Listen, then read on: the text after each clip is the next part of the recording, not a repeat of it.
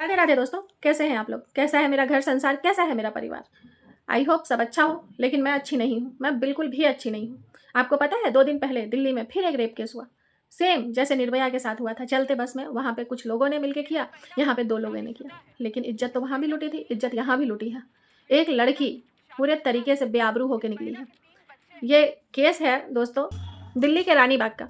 दिल्ली के रानी बाग से एक महिला काम करके निकलती है, 3 बच्चों की माँ है वो, और अपने ऑफ़िस से या जिस भी काम से निकलती है, वहाँ से निकलने के बाद वो सरस्वती विहार की ओर रवाना होती है। रास्ते में एक बस बहुत धीरे-धीरे चलते हुए दिखी उसको, तो उसने सोचा उस बस में जो खड़ा व्यक्ति था उससे टाइम पूछ लूँ। जब वो टाइम पूछने गई, तो उस आदमी ने उस औरत को ज़बरदस्ती अंदर की ओर खींचा और उसके बाद उसको बलात्कार किया। पूरी तरीके से उसकी इज़्ज़त को लूटी गई। बस चल रही थी, किसी को पता भी नहीं चला क्योंकि बस स्लीपर थी और एसी बस होने की वजह से उसमें पर्दे लगे थे। लेकिन क्या दोस्तों, सोचने वाली बात नहीं है? हमारी गवर्नमेंट दिल्ली में बीजेपी, केंद्र भी और राज्य भी, दोनों सरकार वहाँ बैठी हुई है। सच-सच बताइएगा, इस गवर्नमेंट ने अभी 10 दिन पहले चुनाव किस मुद्दे पे जीता? सिर्फ़ और सिर्फ़ इसको जीत मिली है रेप केस के ऊपर। ये तो चाहते हैं कि इस तरह की घटनाएँ हों, लेकिन हाँ, इनके यहाँ ना हो, कहीं और हो। पूरा वेस्ट बंगाल का चुनाव एक रेप पे जीत लिया गया। उस समय किसी ने इनसे ये नहीं पूछा कि तुम्हारा बनारस कितना सुरक्षित है, तुम्हारा दिल्ली कितना सुरक्षित है। ऐसे लग रहा था आप लोगों के अंदर ऐसा हर्ष उल्लास आप लोग ऐसे दिखा रहे थे जैसे कि भगवान का वास हो गया, भगवान अवतरित हो गए वेस्ट बंगाल में।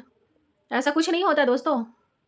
अपने सरकार को लाने के लिए ये लोग किसी भी हद तक गिर सकते हैं। ये लोग किसी भी हद तक जा सकते हैं और आज ये न्यूज़ मीडिया में क्यों नहीं चल रही है? आज कहीं के मंदिर के बारे में होता, कुछ मस्जिद तोड़ने के बारे में होता, हम हिंदू लेके पूरा झंडा खड़े करके हम आप चल देते रोड में। आज कोई क्यों कुछ नहीं बोल रहा है? क्यों? क्योंकि बलात्कार करने वाला हम में से किसी एक का बेटा होगा, हम में से किसी एक का भाई होगा।